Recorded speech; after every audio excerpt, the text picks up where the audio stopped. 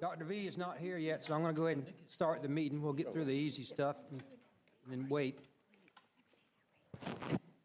First action item, Greg. Be the call to order and roll call. Can we do the roll call, please? Bessie Barfield, I'm right here. Commissioner Merritt, Here. Represent Monticello. Commissioner Minor, Here. Commissioner Matlow, Here. Commissioner Richardson, Here. Commissioner Williams-Cox, Here. Commissioner Dozier, Here. Commissioner Barely. Maddox. All present. Okay, are there any agenda modifications? No, sir, there are not. Okay, we'll move on to citizen comments. What's our 3-minute time? 3 minutes. Hans? Did I get it right? That's right. Excellent. I'm not going to try the last name. Hello, I'm Hans van Tol, 1503 Old Fort Drive here in Tallahassee. And I'd like to address the committee with respect to the Citizen and Multimodal Advisory Committee. I've been a member of the Citizen and Multimodal Advisory Committee for a number of years now. I'm actually outgoing chair. And I think the Citizen and Multimodal Advisory Committee does a good job in having suggestions to the staff, having suggestions to FDOT, who are present at the meetings or sometimes not present at the meetings, and to the consultants. But I think that the interaction with the board is somewhat lacking. So on your agenda item, you see kind of agenda item 9B, which has the committee actions, and it just kind of lists the actions that we've taken, which is just approve one of the agenda items. And I'd like you to consider to strengthen the role of the CMAC and especially the interaction with the board members. So I would, first of all, the CMAC currently has about 6 members out of the 12-member kind of committee that is the standard, and especially representatives from Jefferson County and Gadsden County would be really helpful to have on board as well. But so to strengthen this committee, but also give it a little bit more visibility at the board meetings. And there are a few suggestions. For example, have a specific agenda item at the beginning of the meeting rather than the last item at the end. And have board members perhaps participate every now and then in the CMAC meetings as well, which typically take place 2 weeks before your board meeting. And then also somewhat more detailed meeting notes of the CMAC to be included in the agenda of the board. So with that, I'd like to thank you for your attention. Thank you, sir. Is there a motion on the approval of the consent agenda? So move. Second? Second. All in favor? Aye. Let's just keep going. Greg. Item 6A. Mr. Chairman, up first, Greg Berg is going to present this year's, or the fiscal year 21 to 25 Transportation Alternatives Priority Project. Good afternoon, members. We are here today to adopt the fiscal year 2021-2025 Transportation Improvements Program. As a reminder to you all, every year our agency adopts project priority lists, and what those are lists of transportation projects in priority order that we actually provide the Florida DOT as that agency moves forward with the development of their annual state work program. With regards to this list, it actually comes out of the CRTPA Transportation Alternatives Program. What we do is our agency actually solicits and ranks applications from the four-county area, and we do this every 2 years, and the CRTPA itself receives a dedicated amount of at least $300,000 every year for TA projects. And this is a list that we are proposing to adopt today. As you can see, it has 2 projects on that. First is Bluntstown Street sidewalk project submitted by the City of Tallahassee. The next one is Spring Creek Highway bike path submitted by Wakulla County. And this list actually is the exact same list from last year.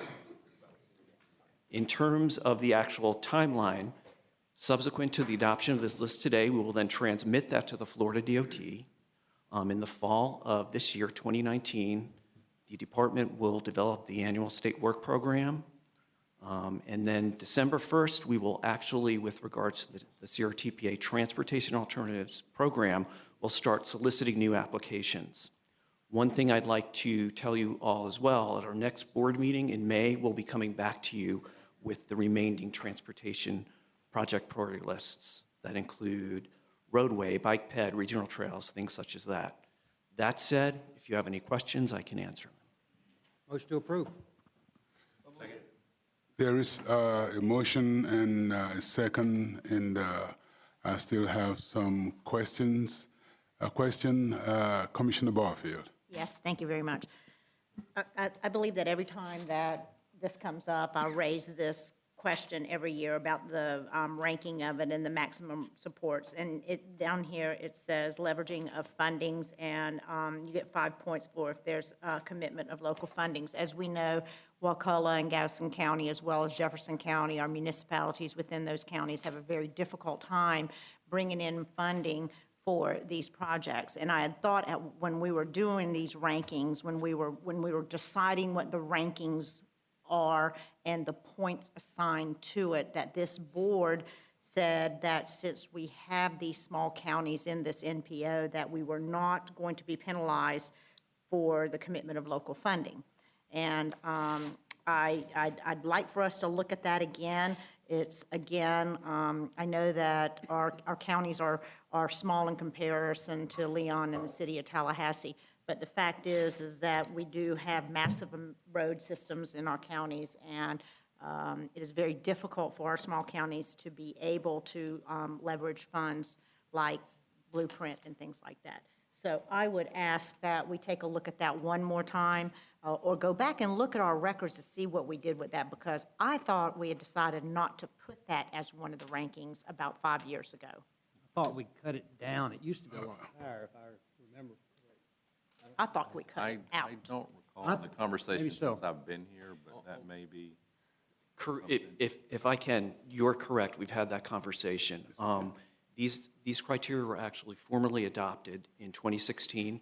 What I will be doing prior to the solicitation of new applications at the end of this year, we will be coming back with you to revise those criteria. Okay. And one thing, just so you know, these projects are reviewed by the Transportation Alternative Subcommittee, consisting of members from both of the CRTPA's committees, and they are instructed to not use that criteria, but it has not been formalized, and we will do that. Okay, that sounds good. And again, it is so difficult for us when you're talking several millions of dollars and you're asking us to put in funding. And I certainly don't know how much that funding is. Golly, if it's $100, shoot, we could do that, but I seriously doubt that that's going to be a great criteria for us to be able to contribute to for Jefferson, Wakulla, and Gadsden counties. So if we could please give that some consideration, that would help us tremendously. Okay? Thank you very much, Commissioner Barfield. Commissioner Dozier. Thank you, Mr. Chair. Just to piggyback on that, Greg, thank you. I think some direction in the policy would be good. I do remember that conversation as well, so I'm glad the committee had the appropriate direction. I'm going to struggle here because I want to look at you when I'm talking to you, but my mic's here, so forgive me for that. One quick question about this. The section about the amount of money we receive annually, $310,000, and then there's other funds available at the direction of or discretion of FDOT. That stuck out to me because, and I think around the similar time in 2016, we talked about coordination with any kind of legislative agenda any of us might have, with any kind of contact with our representatives, others, or with DOT in a coordinated way with staff to make sure that we are on the same message and we're advocating in the appropriate way for these discretionary funds. I just wanted to bring that up again to ask if there is anything else we could be doing now or in the future, or really just raise the issue if we have an opportunity to talk to our partners about how we advocate for these funds going forward. I seem to remember hearing that a lot of counties and cities around the state, and this was going way back, but advocate more successfully for those discretionary funds than we had historically. That may have changed, but Greg, if you've got any other insight into that, I just wanted to. I know, and we've talked a little about this in the past. Earmarks were a big thing at the federal level 10 years ago. That's where I would say probably 95% of those type projects got funded. I have seen occasion at the state level where it's, I think it was a community, a CBER application where you can put a community project in at the state level. I haven't seen a whole lot of those get funded. I know someone put one in this year for the Orchard Park, Orchard Pond. Orchard Pond Greenway. I think that's been in there the last couple, 3 years. I'm not actually sure who's putting that in, but I know the coordination we do with DOT, I believe the department in the past has been pretty good about providing some of the allocation that they receive, though they've got to spread that over the entire district, and I think funds, as they're getting tighter, it gets more and more difficult to do that. I don't know anything, or can't think of anything on top of my head that we could do to ensure that, other than trying to get more money into the program. But that's, at this point, that's probably about all that we could do. Okay. I appreciate that, and I think there is definitely a distinction between legislative request, say Orchard Pond, versus working directly with the secretary or with the district. If there is any other way that we could coordinate and do that and support the request from this board in the future, I think that's something we'd all be interested in exploring. Yeah. Greg, if you don't mind. Come here, Commissioner. Yeah, on point to both of those requests, both of those comments. First, with Commissioner Barfield's comment, I was looking at the criteria, and it made me wonder how much in the past has leveraging of funding really been a determining factor when it came to ranking a project, seeing as only 5 points. I do agree with our smaller counties in saying that that leveraging of funding probably should not be a criteria in order to level the playing field. But at the same time, if in the past smaller counties have not seen the same amount of work as, let's say, our larger counties and cities have, I just want to know how much of a determining factor that actually was, being that it was only 5 points. Yeah, I've been managing this, the TA program for a number of years, and I have to say, when we have ranked the projects, that has not historically, I don't have any recollection that any projects have not received, it would have changed their ranking based upon that issue, to be honest. So I guess I make the comment to say that if there has been some sort of inequity between the smaller counties versus larger counties and cities, obviously I don't believe that it lies within leveraging of funding. And then that maybe we should also look at the other criteria and how traditionally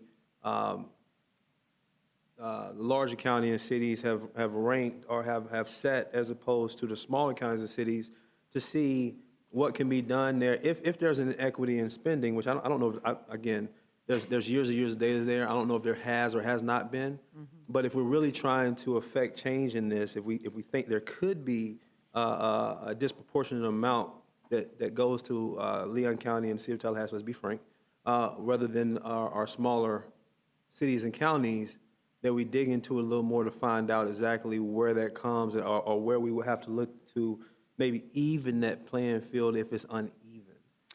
And that's not me saying that it is. That's me saying I don't know if it is or it isn't. But if we're just going to look at funding source, I know that 5 points couldn't have been the determining factor whether or not the smaller counties and cities were getting work versus Leon County and City of Tallahassee. So if we're going to try to do something about the problem, I want to dig into it. If there is a problem there that exists, to really do something about it. And Commissioner, to your point, with regards to the projects in the past that have been selected, all 4 counties have received transportation alternative funding projects. I actually have a slide just that briefly can show you which projects, in the past have received within the 4 county areas. You can see Gadsden has got a number of them. Wakulla certainly has got a number of them, as has Jefferson County, besides Leon County. That's just an example.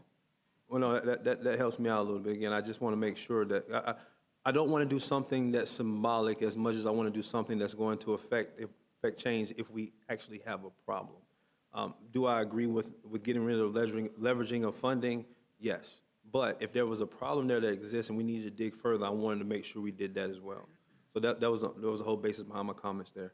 As far as Commissioner Dozier, your comment goes as far as trying to bring down more funding to us, Greg, I believe that at one point there was a conversation about making sure that what we are looking, our transportation plans, what we're looking to spend on kind of matches up with what the state is trying to fund. But that might have been a while back when we, Commissioner Dozier, you may remember this a few years back. I think it was you. You went and spoke to, I think it was some organization you went and spoke to here locally, and they were very frustrated with how much money they were bringing down when it came to transportation, and they wanted us to go to the secretary and have a conversation about how we can bring more of those dollars down. I think it came down to just really honestly and truly what the priorities were for us versus what the priorities were for the state. Now, correct me if I'm wrong, if that was a different conversation than one we're having now, but it may be certainly a thing that the more we get in front of our state, in front of DOT from the state and start talking about how we can get on the same page, if we're not, to bring more dollars down to this region, the more communication we have, the better. Was that a different conversation, though, Commissioner? Mr. Chair, if I may. Yes, Commissioner Dozier. Thank you. Commissioner Maddox, it was a different conversation, and I think this relates to the criteria that Ray just went over and other things. We have made a tremendous amount of progress since 2014. That meeting happened with a number of road contractors and others in the industry in 2014. Okay. We have had a change in staff, our leadership, our process, our communications, our collaboration. From my perspective, and I think the board has shared this, moving in the right direction for the last now more than 4 years. So I feel very good about that, Commissioner Maddox. Within that conversation, though, I had, within that year, learned that part of our issues from others' perspective might have been that we were advocating from maybe 3 or 4 different voices on 3 or 4 different projects, and we weren't collaborating as much. So I think we have addressed that issue. But it did stay with me that there are discretionary funds in the district and with the secretary, and that we could perhaps do that advocacy in a different way in the future. So that was what I was kind of honing in on here. I think a majority of the issues that were raised in 2014 we have addressed, and I have not heard those concerns come back in the last 4 or 5 years. Okay, thank you. That answers my question. Great, thanks. Commissioner Richardson. Thank you, Mr. Chairman.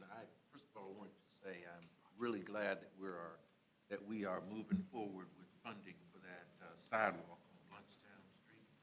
My daughter. You need to speak into the microphone, sir. I'm sorry. Thank you, Commissioner Barshfield. Yeah. My daughters attended Creative Preschool, which is near the intersection of Tharp, West Tharp, and Bluntstown. And I can tell you, my oldest daughter now will soon be 19 years old. They started at Creative when she was 2. And I would travel that route, Bluntstown, from Creative to Bluntstown to get over into Gadsden County when I was working over there. And even then, there was a footpath that was dug out along Bluntstown where people used that thoroughfare to get to the store and to the bus stop and such. And so it's been that long that it's taken to address that issue. Fortunately, I have not heard of any accidents or, involving, cars or trucks and pedestrians, but it could be an accident waiting to happen if we don't do something. So I'm glad that we are at the point where that is one of our priorities and we're seeking funding to get that done. So I just wanted to make that point.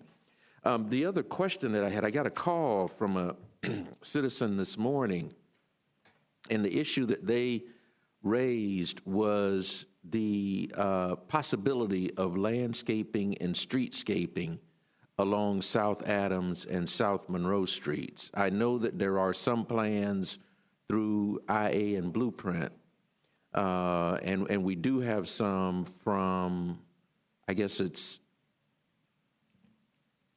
I guess it's from Paul Russell south on South Adams. But are there plans for streetscaping and landscaping, just some road beautifications along those two thoroughfares from Gaines south maybe to Orange Avenue? With regards to this program, is that, or just in general? Just in general. That's just a question in general that was asked of me. I know with regards to Lake Bradford, I believe that that's a blueprint Yeah, sales that's tax blueprint. project. Yeah. Yeah, but this was specific to South Monroe and South Adams, which are state roads. That's why I asked the question. Okay. I know as part of the City of Tallahassee's, Commissioners, part of the work we did with the City of Tallahassee on the complete streets for South Monroe, there was a landscaping component. Okay. For South Adams, I'm not aware of any. That's not to say that there may be something that another agency has out there, but I'm not aware of any on that particular roadway. Okay. All right. Thank you, Mr. Chairman. Thank you, Commissioner Thank you. Richardson. Commissioner Barfield. Yes, and just one last comment about this. So on the leveraging of funds, perhaps it could be for a RACIC county like our three counties, perhaps it could be some way to either double the points, not qualify for the points. I don't want to discourage local funding to come through, as we've been talking, but I think that could be a workaround on that, and I appreciate Commissioner Maddox and everybody's support of that. Yes, Mr. Vice Chair. Wakulla County's happy with the list. Sir? We're happy with the list, Okay. being on number 2. If we have to enter our concern on record, Gaston County is actually not very happy with the list because even though we've had some projects funded, when I first got on this board in 2014, that was a concern, and Commissioner Richardson actually was one of the strong advocates for leveling the criteria for qualifying. So right now that it's come back up, when I looked at this list, it was like, where is Gaston County? Yes, I am not very happy, but I will hope that we also look for ways to include these economically disadvantaged counties, so that at least they are about in the same, they are looked at the same way as the big dog county and cities. So yes, Mr. Clegg. Did we get any application from Gadsden County this time, or I can't remember? Typically, we get a lot of applications from Gadsden County. Recently, one of the requirements that we've really been pushing more so than before is the requirement that projects provide information that the right-of-way is available. Because if the right-of-way for the project is not available, then it exponentially complicates the actual constructability of that project, as well as increases the cost. And as you all know, there's limited funding associated with this program. I can say to our chair, Gadsden County historically has done quite well with receiving TA funding. But there are none currently on this list, correct? Okay. Gadsden County. And that was actually a comment that I want to make to Commissioner Maddox's point. That's really, I think, in terms of getting projects for the smaller counties and cities, that's the struggle that they have, is lack of right-of-way. You know, you can get into an instance where you may have a $100,000 sidewalk project, but you need $200,000 for the right-of-way. And those, you know, when you look at the economics in that just doesn't make a lot of sense. But we can definitely, going back to the original question, we can definitely take a look at the criteria and have the board approve it before, because this year, as Greg said, we did not take applications. We do it every 2 years. Prior to that, next year, we can come in and update the criteria and have the board approve that. I like that. I mean, I love that. I am a happy camper. Yes, Commissioner, just a minute, Commissioner Dozier. Commissioner Minor. Oh, I'm sorry. Go ahead. I thought his was up first. No, I didn't see her. Go ahead. Commissioner Richardson, are you still on the list? No. Okay. Commissioner Minor. Okay, real quick. For TA funding that is unspent during the one fiscal year, do we have to relinquish those funds, or does that carry over to projects for the following fiscal year? Yes, correct, the latter. The latter, we are definitely guaranteed at least $310,000 a year We did not get any in the most recent state work program, which means we'll be seeing that amount plus we should. Typically, we do get more than that. We have historically gotten more than $310,000 on average for every year. But if we don't pull down all of that funding allocated to us, we relinquish that part? Spend it does- on No, color. no, it's, Yeah. Okay, so it carries over. Correct. Commissioner Dozier. Sorry, Commissioner Dozier. No, thank you, Mr. Chair. And Commissioner Minor, actually, good question, and it was in line with where I was going to ask my next question as well. Greg, do you mind going back to the slide with the previously funded projects? Certainly. I think I noted this correctly, but there was the Glenview Drive sidewalk project, that's construction funded for FY '21. So is this, is the funding that it's already been dedicated something that we've rolled over to Commissioner Minor's question from previous years and dedicated to this project, or it was funded by others? I'm just, because this was an annual allocation and the application's coming up every 2 years, I just was confused about the future funding and where that came from. How much money's already spent for Glenview or obligated for it? Actually, my recollection is that the city of Tallahassee, who is actually developing this project, that they entered an agreement with the Florida DOT to get these, to get these funds sooner. So that project, I believe, is going to be actually constructed sooner than that. That clears up my confusion. There's moving pieces with that, so I thought something had already started there, and that's why 21 stuck out to me. So thank you. And I think you already answered this question as well. The money rolls over, but for other, this is one small piece of our overall transportation program. So this is limited applications every 2 years, which is why we may not see all 4 counties listed in any one cycle, from my perspective. Okay, so that was one question. But secondly, if there is anything that we could do to assist in right-of-way, likely not. Sure. That seems to be an in-county issue that each of us have to deal with. But just to your last point there, Greg, in going into next year and before applications are solicited for the next cycle, if there is anything that we could do to address the right-of-way question, I think we'd all be interested in hearing that. and the one thing I wanted to point out, Thank you know, if you look at this list, you know, it's at about $2.3 million just for those 2 projects. At that $300,000 a year, we're roughly 7 years' worth of funding to pay for those 2 projects. Back So to that's, Glenview, if I could. Where, you said that the city has fronted the money for it, yes, so you have to pay them back. no, when fiscal year '21 rolls around, the department will pay the city back Out of whatever this, portion. out of this transportation alternative funding, so we Yes, won't sir, get it? or if there were other fundings. Now, remember now, we're setting these priorities for the 5th year, which is 2024, I believe, 25. Yeah, that's actually when we're setting these priorities for, because in essence, the money up to that point is theoretically allocated to I'm some just trying to get projects. some sort of timeline. If somebody asks me, hey, when are they gonna build that bike trail? 5 years, 6 years, 10 years? After mine? Yeah. You're not on the list, I am. At this point, probably the accurate answer is 5 years, since Okay. it's not funded for construction yet, or funded, sorry. We're just glad to get in. Commissioners? Commissioner Minor. Oh, no, I'm done. Thanks. Ready to vote. Now, Comment. Mr. Van Tel.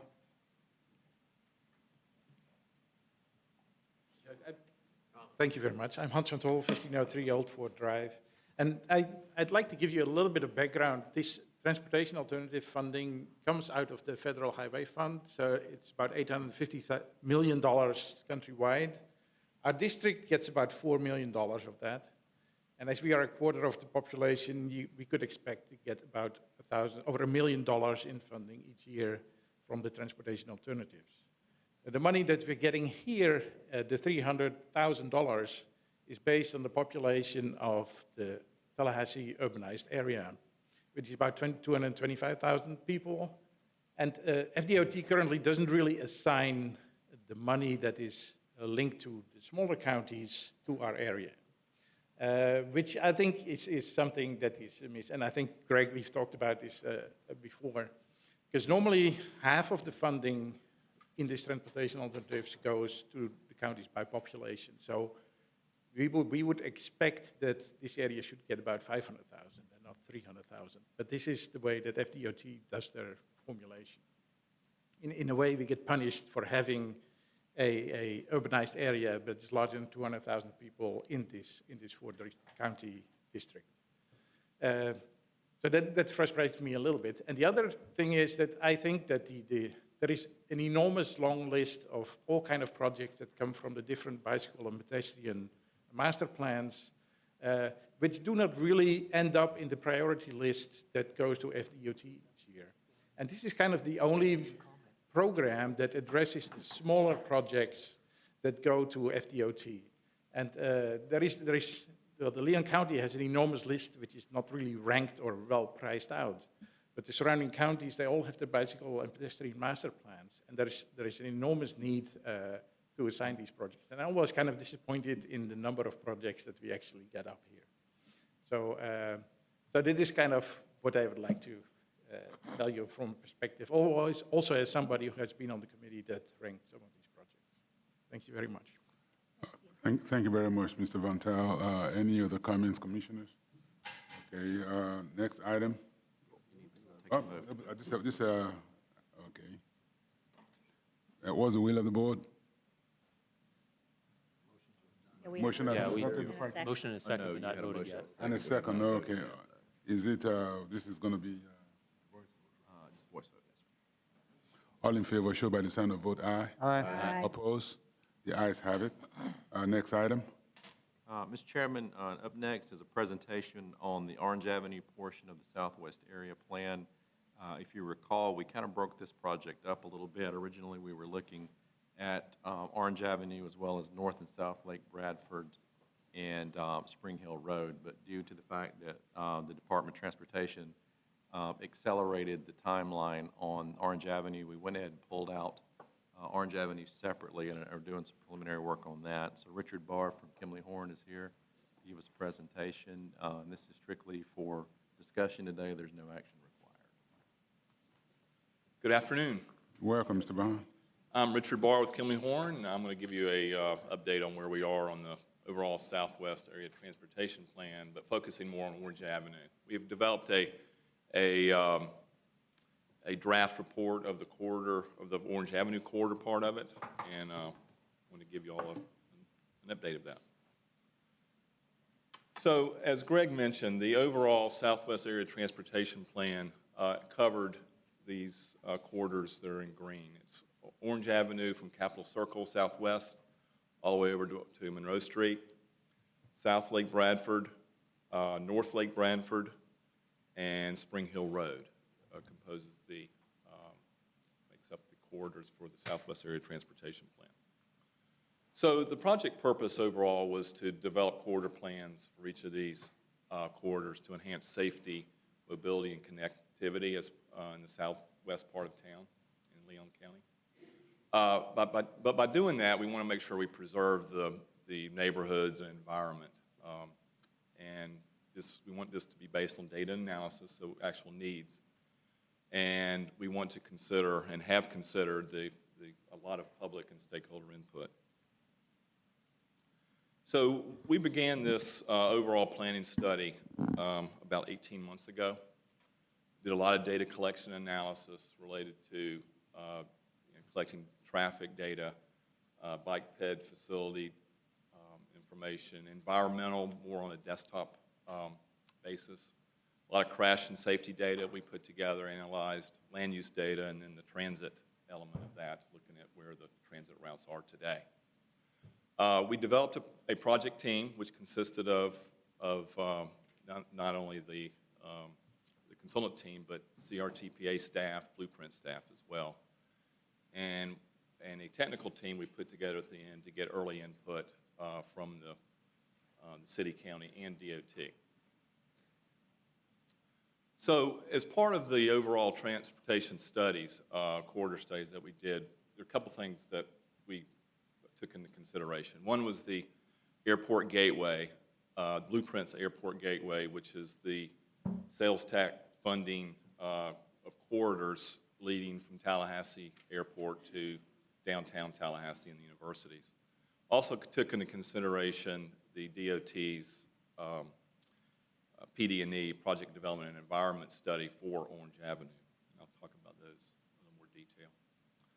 So the Airport Gateway project, as many of y'all remember, about a year ago, the dedicated funding for the Airport Gateway was amended to include a number of corridors. Lake Bradford Road, north and south, is part of the gateway now. Orange Avenue, a portion of Orange Avenue from South Lake Bradford to a new north-south gateway road alignment, and then Spring Hill Road.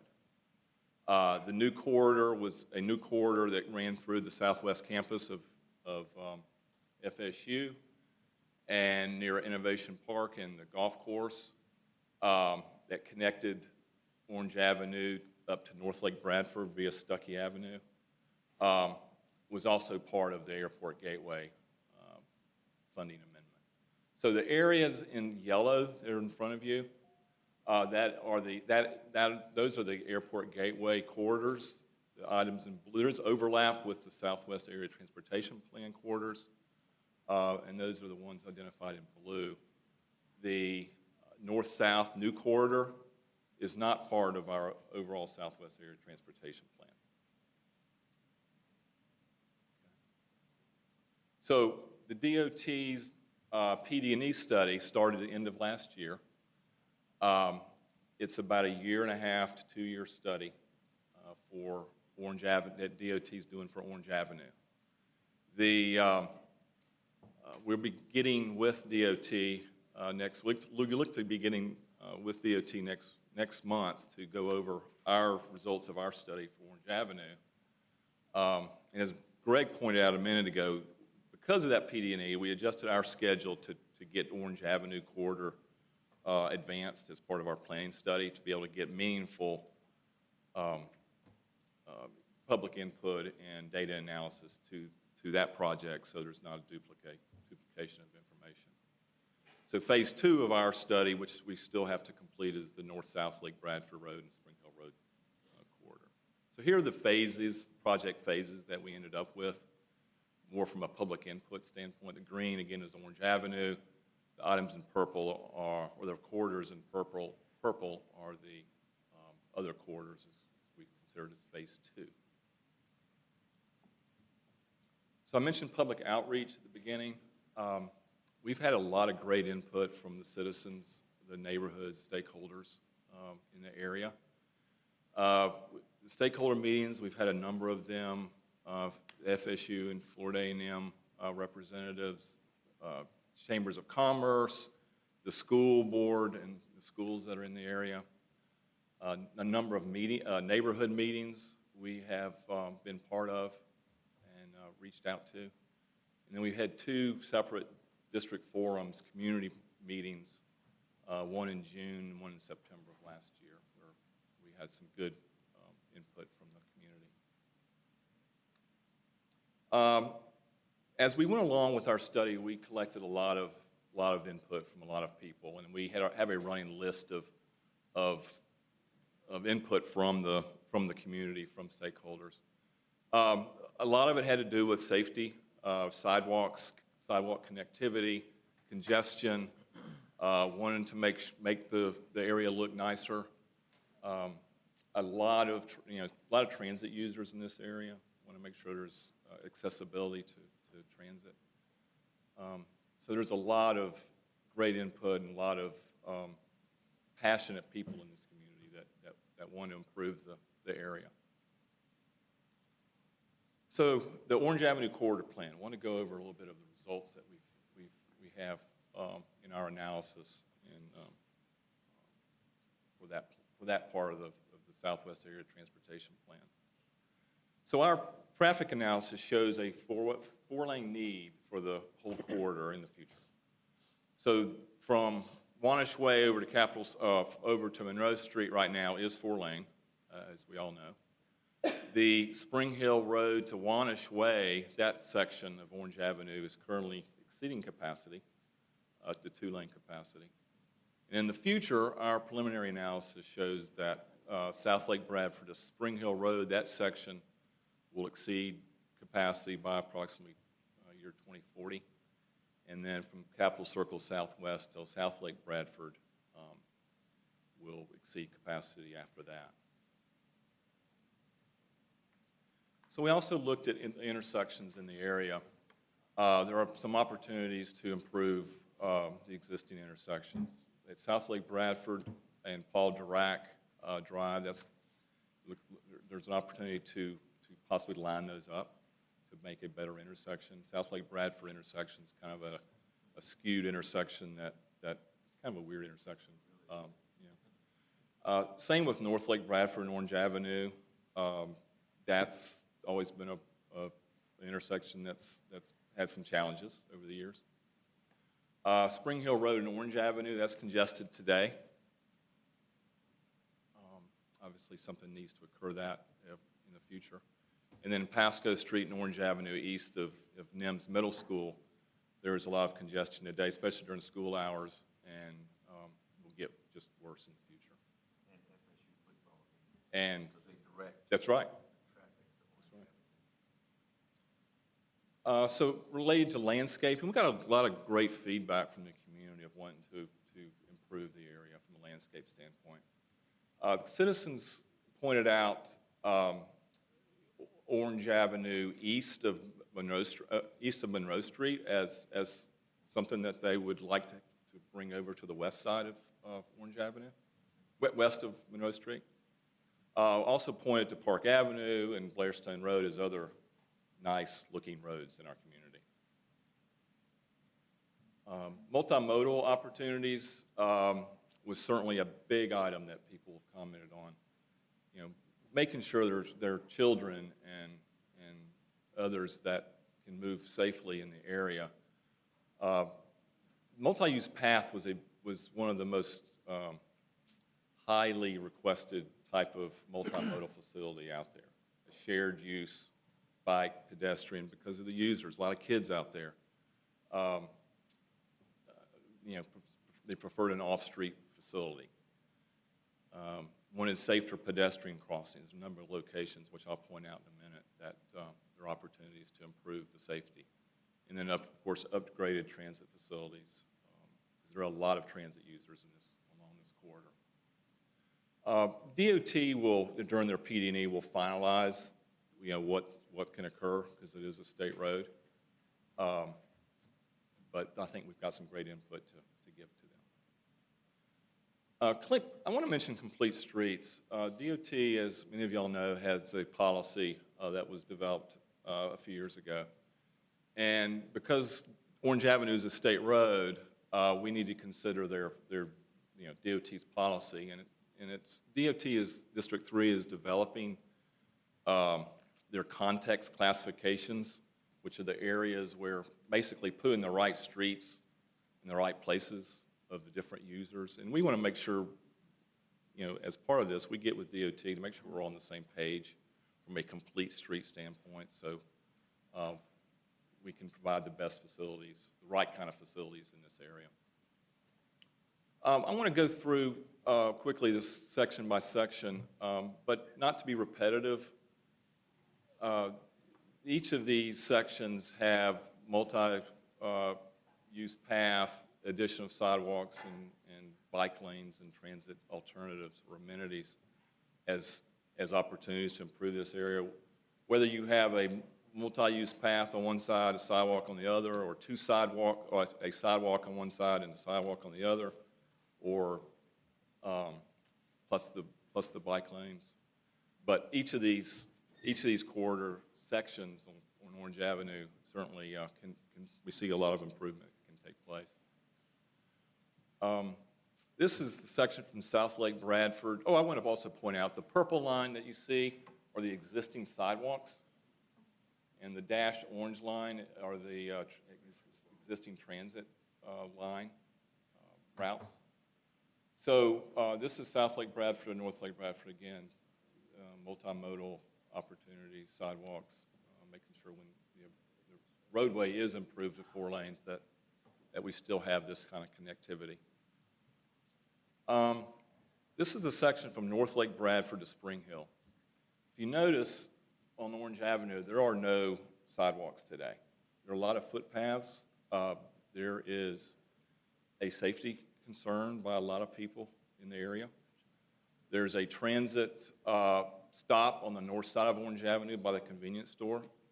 And yes, the Liberty Park neighborhood routinely goes across that street. I've asked about that. Yeah.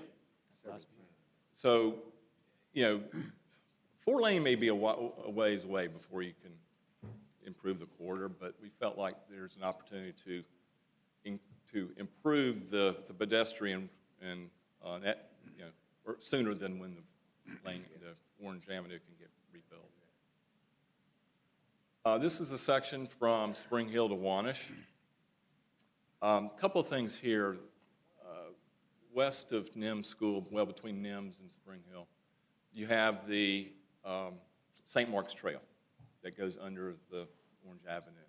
There were a lot of people in the neighborhood, in the community, that wanted to somehow get connected better to the St. Mark's Trail, whether that's at grade, whether that's flying over to have a community feature possibly, or connect in some other location. But that was a comment that we heard a lot, connecting better to the St. Mark's Trail. When you say flying over, what does that mean? Well, at above grade, having a bike ped facility over top of Orange Avenue. Instead of Orange Avenue going over the top of the bike. That's correct. Yeah. Sometimes you see those types of things as a community It'd keep feature. a bridge, wouldn't it? That was actually part of the conversation. Because then you could lower the grade where the old Sears used to be. That's right. and have it at That's grade. right. We've talked about that. I think I suggested that a few years ago, right? Sure did. I was probably on board with you. That's the engineering. Remember the tunnel discussion? Yes, I do. I wanted to take everybody on a bike ride. So NIMS Middle School is right in the middle of this section. Lots of kids crossing mid-block today. So we see an opportunity of a mid-block crossing there that They won't go down to the. That's right. Like, they, That's right. wherever they can.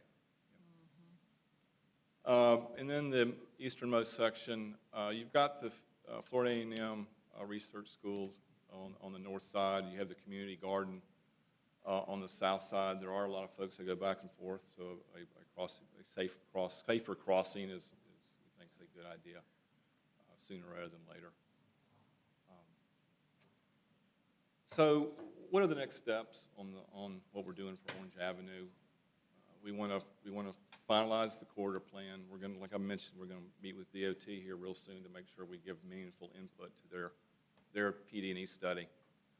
We're going to have a community open house, which will include all the corridors as part of the Southwest Area Transportation Plan, and then finalize the Southwest Plan as soon as we get through with that. So, with that, I'll be glad to answer any questions.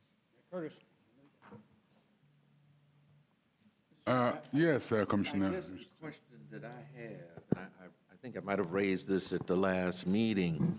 When I moved into my neighborhood 22 years ago, the city bought property along Orange Avenue from Wanish to Pasco Street. And at that point, on both sides, and at that point, we were told that Orange Avenue was going to be eventually 4-lane along that segment, and that's why the city just went ahead and bought the property, because it was being proposed for multifamily development. And so I guess the question that I'm getting to now, if the PD&E is completed in 2020, when can we expect road improvements to actually start? I'm trying to get there because, you know, my pastor has asked me that question. I've had business people along the court. There's a beauty school there across from my church, the owner of that, because she hadn't heard about it, you know, when she moved into that facility. She had not heard about the proposed widening of Orange Avenue. So they've asked me, and it seems to be a moving target. That's a great question, Greg. Yeah, great question. I'll get to answer that. Commissioner Richardson, I think you and I talked a little bit after the Yeah. IA meeting. I can't find any information that would have led the city to purchase that Back property. then?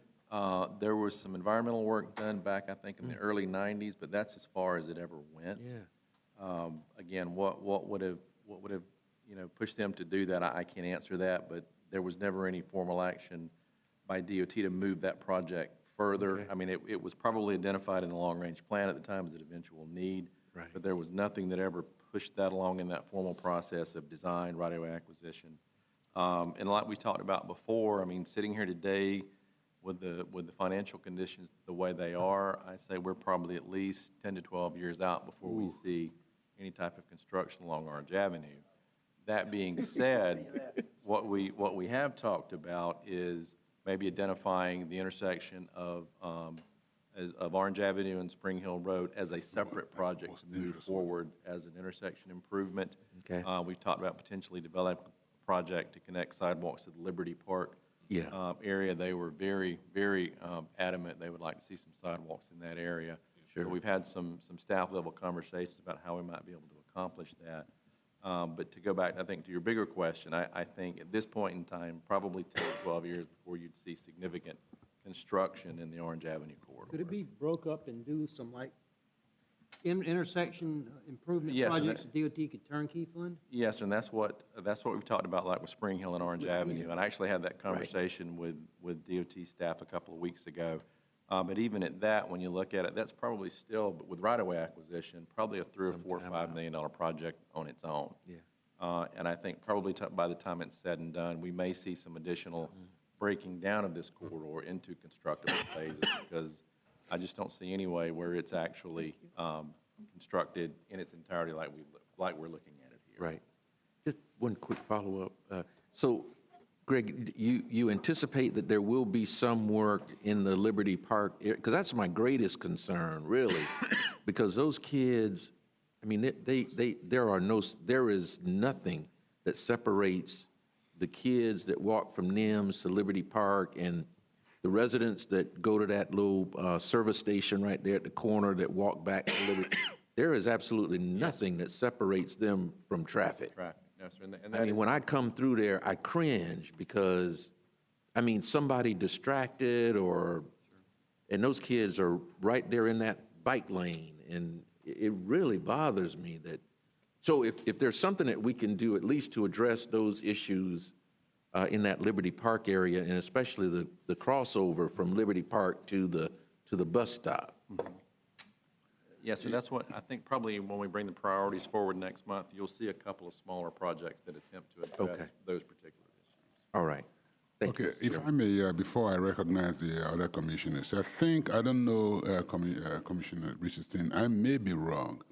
Where does that acquisition of the right-of-way back then, wasn't that supposed to be a part of Blueprint in 1989 when they started acquiring those, and then in the reprioritization, maybe that's what knocked that off the list of the. Yeah, I don't know what happened, but I know they told us back, and maybe they were just looking I think that down was- the road, that was- anticipating that at some point Orange Avenue would need to be, and the city went ahead and bought that. Yeah, I think my memory is I think that's what my memory, which is getting older now, is recalling, but I may be wrong. Yes, Commissioner Dozier.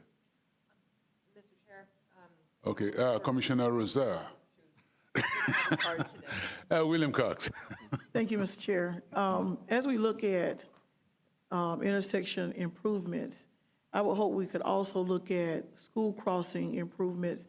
A resident had suggested using rumble strips, I think that's what they're called, so that as drivers are coming along, if they are distracted, there's something that will get their attention so that if children are in the crosswalk, they will be able to do something about that. Especially the area that was pointed out to me was FAMU DRS, where kids are crossing the street there.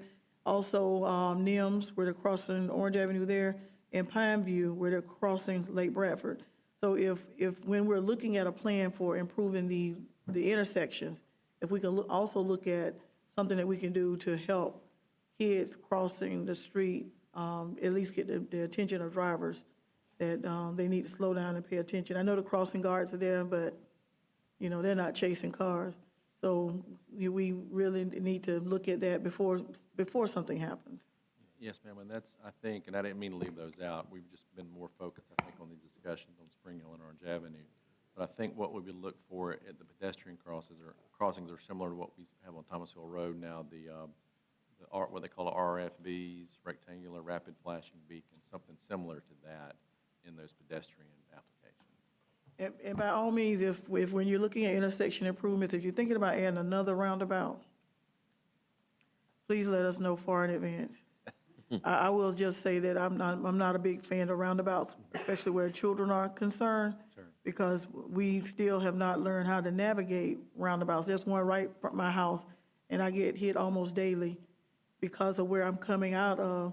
Traffic is coming around, and I got to pull out into the street to be able to see it coming.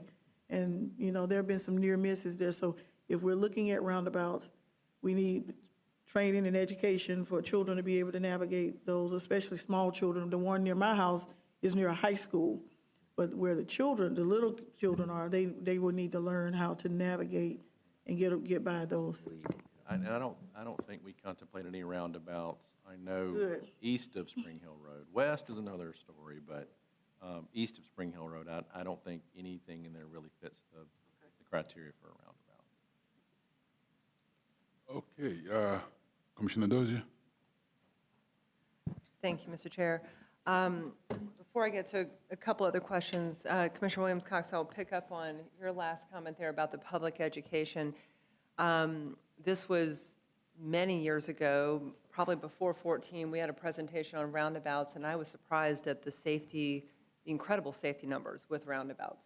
But the public education, it's coming along. I see a lot more people, we probably all do, using roundabouts appropriately, but not everywhere. If there was any desire from the city, others, but really it's a city, county, or Leon County issue, to partner and have some fun, get all of us out there, do some videos or something like that, and to elevate our public engagement on that question, I think there would be a lot of willingness. I don't want to speak for my colleagues, but I think on the county side, we hear a lot of those same comments. And if we're going to do more, we would love to work with everyone in the city about that. So thank you for bringing that up. And also related to that, Greg, I'm really glad, and Richard, thank you for the presentation. This is a lot of good progress. I'm glad we pushed it forward, given everything that's happening with Blueprint and FDOT, all of the other projects in this area. And I am glad you mentioned advanced funding or phasing this corridor so that we can look at some intersections.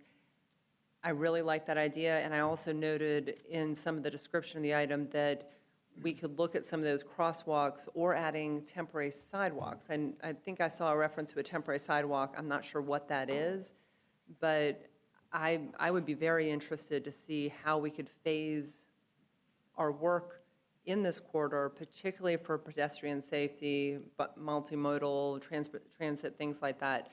So I assume not just the intersection improvement, but we may be able to pull out any crosswalks or anything like that. Yeah, I think the crosswalks especially, we'd probably go ahead and move forward with those, as quickly as we can in terms of funding. I mean, those are relatively easy to do.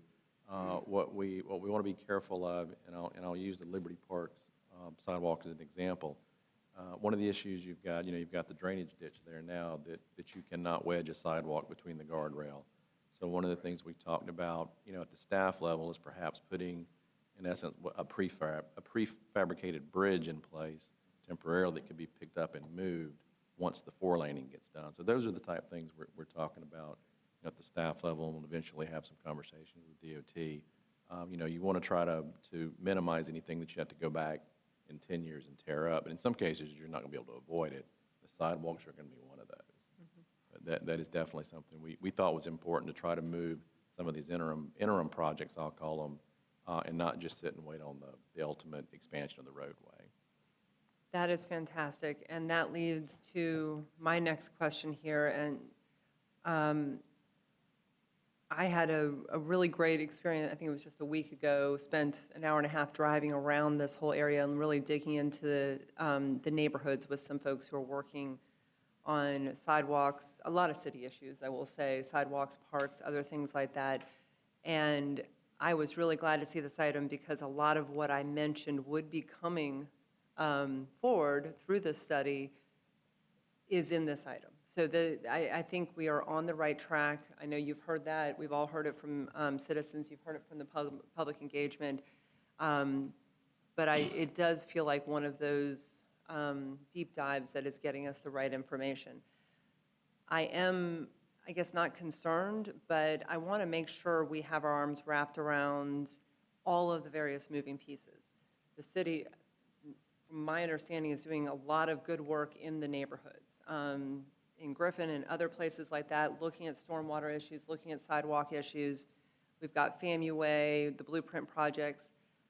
As we start to phase this, and this is my question here, if we're going to get information at the next agenda or at the next meeting or a meeting in the next few months on how we could pull out some of these other bike ped issues or intersection issues, is there a need to bring this information into our blueprint meeting in June or September, whichever meeting we get an update on the blueprint side of these projects, to make sure that all of us in Leon, Tallahassee are on the same page? We know what TPA is doing, we know what the city is doing, county and blueprint. I think that may make us more efficient going forward, and we share all the constituents, so I'm hearing from city residents who are interested in the neighborhoods, but also in CRTPA projects. So I'm just looking for some guidance there to know if you at a staff level are already working on this and the information will be embedded, if there is a desire from the board to have some of this come into blueprint, just how best we can wrap our arms around all the moving pieces. Well, and remember too, Blueprints is our funding partner on this study, so Yes. they've been in the loop from the get-go. I can talk to Ben and Autumn about that. I think most of the interim projects that were, sitting out there. You are talking to Ben and Autumn, yes. He's listening attentively. There we go, yes. You know, I think some of these projects, like the pedestrian crossings and all, are outside of the Blueprint projects, the airport gateway, things like that. But yeah, we can definitely coordinate as we go through on like some of the temporary sidewalks and things like that. Last comment on this, Mr. Chair. I would appreciate that and conversation. Good to see both of you, as always. Hey, Ben. I think that there could be questions from our colleagues on Leon Tallahassee boards at Blueprint meeting about crosswalks, about other things like that. So that really gets to it, that anything that CRTPA is pulling out may still need to be referenced in Blueprint to make sure we're all on the same page. If any of my colleagues from Leon Tallahassee disagree, please speak up. I think this is kind of where we've been aiming. Okay. Thank you very much. Mr. Chair, to piggyback on Christian's point, I think that what she said is absolutely awesome. And as we work towards community engagement and public education, I would hope that we could come up with some, I think in graphs and pictures and colors, if we could come up with something that would identify what's going to be taking place in a color-coded way as to what's Blueprint, what's CRTPA, or other entities that are going to be involved in that southwest sector and any of the south sectors, all the way out to the airport, because then you have the whole area. And I know, Mina, you probably saw the flyover that was done for Cascade Park that North American Properties did. I think we're raising our design and our future views of things to a new level by doing that kind of thing. I don't know if we want to go that far, but I'm just saying that we need to begin to educate now what's going to be happening so that the neighbors and the residents will begin to wrap their arms around what's about to change in their neighborhoods and in the surrounding areas, so that when we're in a grocery store or whatever, we can also pull a map out or pull something out and say, yeah, this is happening. Something so that we can sound educated, because we're getting the information, but they're not getting it if we don't provide it. So I'm hoping that we will provide something that is color-coded, that identifies what's going to happen, who's paying for it, because they always want to know what's happening to our tax dollars. We voted for this and we voted for that, we're not seeing it. So we need to show them where it's happening, when it's going to happen, and how it's going to happen, would be my suggestion. So you want a data schematic, is that what you're telling me? Yeah. Yeah, whatever you want to call it.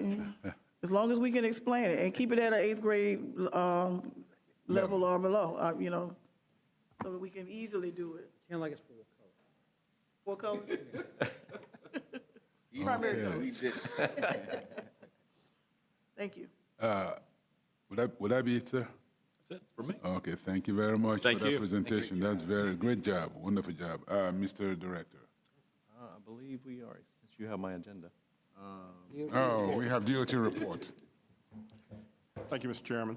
The department's was letting you know we're coming to the end of our state fiscal year. We're in the final quarter of the year. We're working hard to execute all our remaining design and construction contracts before June 30th. While we continued to work with our debris removal and hurricane restoration in the central portion of District 3, we're at over $400 million in debris removal in those affected counties. It's not counting what the locals are paying for at this time. And that really concludes my update, but I'd be glad to answer any questions this board may have. Are y'all done with debris pickup, Bryant? You No, made the sir. final pass? No, sir. They gave a presentation at ARPC about the debris pickup. Yeah, well, that's a real County's fluid date at impressed. this point. We really aren't sure when we'll be through. And if I may ask, your debris pickup will be specifically on state roads, or these also include non-state roads? Yeah, it includes all eligible roadways, both state and local. No private roads? No, no, sir. We're not. Just asking. Not down your street. Now, it depends on when that private debris ends up. No, I'm on the county road. Mr. Chair, Yes, I just want to Commissioner. mention that I had the opportunity to travel I-10 over the past couple of weeks, and it is just so surreal to see how you've done a tremendous job in the removal of the debris, but it's so eerie to see all those trees missing. Yes, And ma'am. it's just clear, I've never seen anything like this. It's almost like the Twilight Zone. So what are we going to do?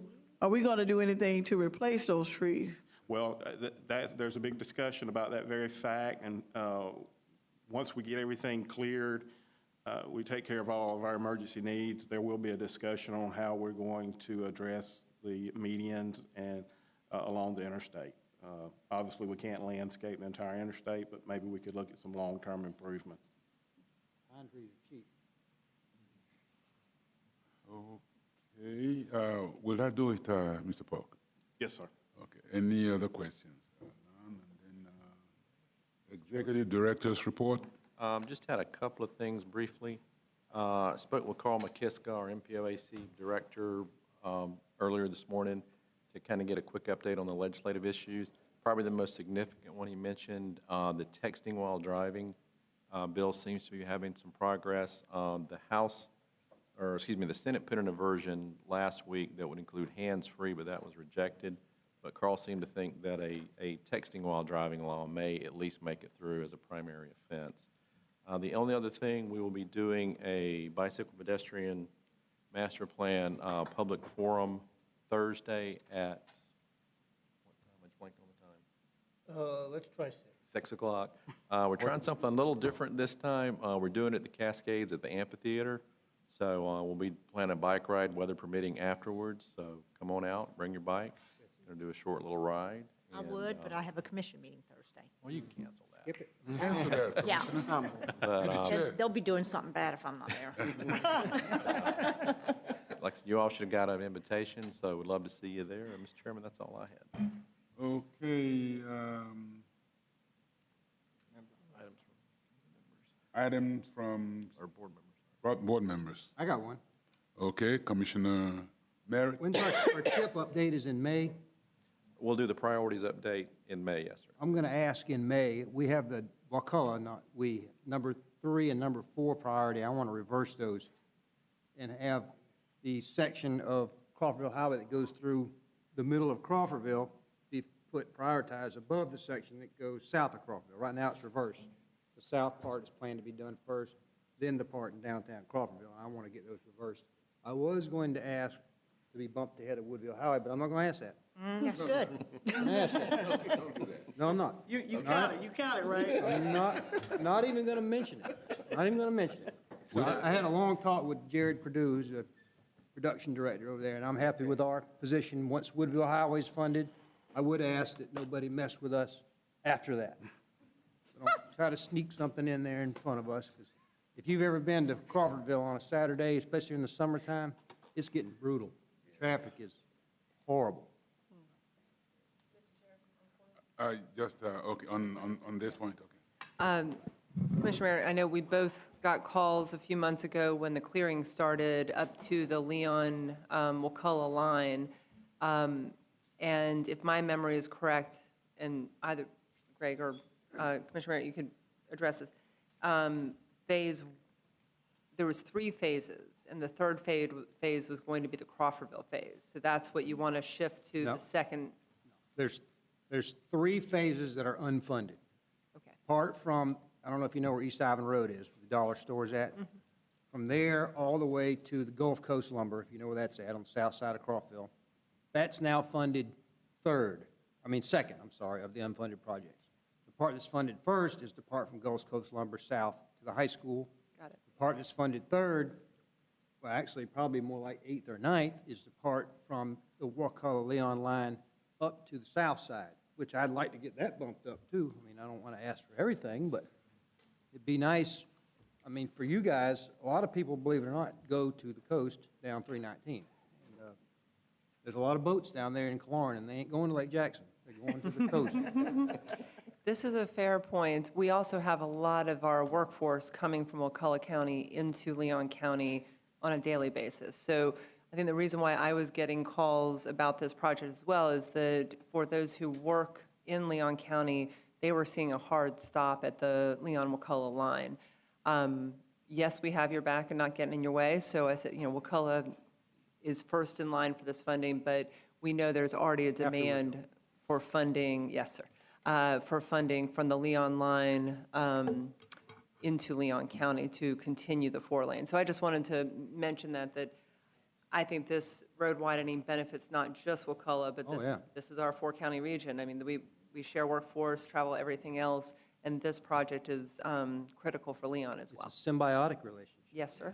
Thank you. And I think maybe when we reprioritize, who knows, maybe the part in Leon County will bump up, because you got 4-lane, to 61, and then 2-lane down to Wakulla. We're going to have a bottleneck there for many years. Yes. Well, and next year this year when we start the update to the regional mobility plan, that's always a good time to kind of reassess your priorities and as an overall look at the list as opposed to just a singular. And we are doing things in Wakulla, too. I mean, we're not just leaving everything up to the state. We're coming up with alternate routes and all kinds of stuff. So. Okay, Mr. Ritter. Thank you, Mr. Chair. I just wanted to make this board aware of, Commissioner Merritt had mentioned, we had a presentation at our ARPC board meeting last month on debris pickup related to Hurricane Michael. One of the things that came out of that is the board passed a motion for the ARPC to send a letter to District 3 Secretary Gaynor to request an interchange be put on Highway 65 and I-10. Now, it's highly unlikely that it's going to happen, but because it's in Gadsden County within jurisdiction of CRTPA, wanted to bring it to your attention. It's the primary benefactors of that would actually be Liberty County and Franklin County, because 65 would be a direct route from I-10 to Apalachicola, Carabel, East Point. So we are going to put that letter together, but I just wanted to make this board aware of And that. be a good economic driver, too. I think there's probably more justification for the economic development side than there is the hurricane evacuation side. We know what happened at 9010, that industrial park out there. It really transformed that area. Mr. Chair?